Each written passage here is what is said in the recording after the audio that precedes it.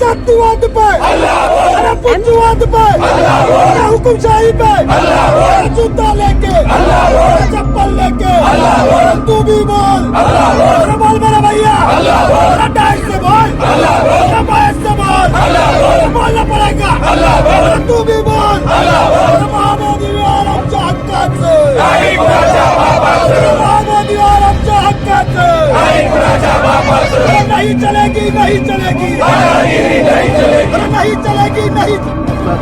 हे आंदोलन त्या ठिकाणी चालू आहे आणि बुद्ध विहार हे आमच्या हक्काचं आहे आणि त्या ठिकाणी जर कोणी दुसरा हक्क दाखवत असेल आणि ते जर आमच्या ताब्यात नसेल तर बौद्धांना हा ही जी बाब आहे खटकणारी बाब आहे.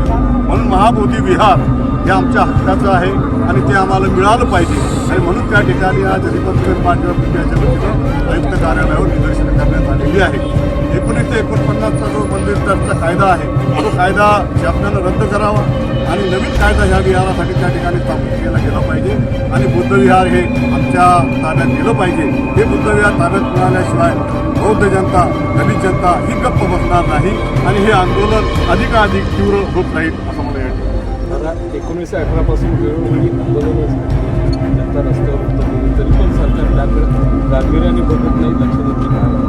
हे आंदोलन हे अनेक वर्षापासून या ठिकाणी सुरू आहे. मधून आंदोलन हे सुराई ससाई यांच्या नेतृत्वातील आंदोलन झालं होतं.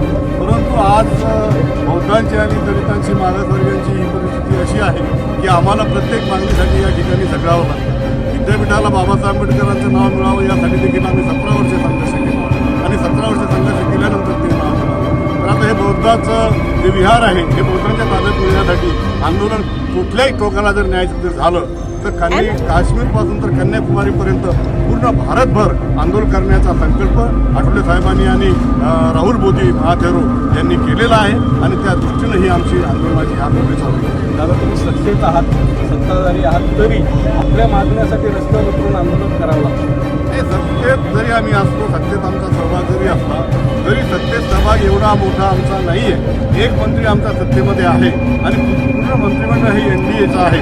तर या सत्तेमध्ये देखील या ठिकाणी आपण ही मागणी आठवले साहेबांच्या नेतृत्वाखाली आपण ही मागणी पंतप्रधानासमोर आणि अमित शहाभाई यांच्यासमोर ही मागणी आम्ही निश्चितपणे ठेवणार आहोत आणि हे सत्तेचा जो फायदा आहे तो फायदा बौद्ध जनतेला कसा मिळेल हा दृष्टिकोन देखील आम्ही समोर ठेवून हे काम करतो. बौद्धगया येथील आंदोलकांना सहकार्य करण्यासाठी छत्रपती संभाजीनगरहून आपले काही कार्यकर्ते जाणार नाही. निश्चितपणानं बौद्धगयाला जे आंदोलन आहे आणि तिथे सहकार्य करण्यासाठी आम्ही आंदोलनामध्ये उतरू आणि औरंगाबादमधून आणि जिल्ह्यातून देखील आम्ही तिथे बौद्धगयाला महामोदी आमच्या हक्काचं,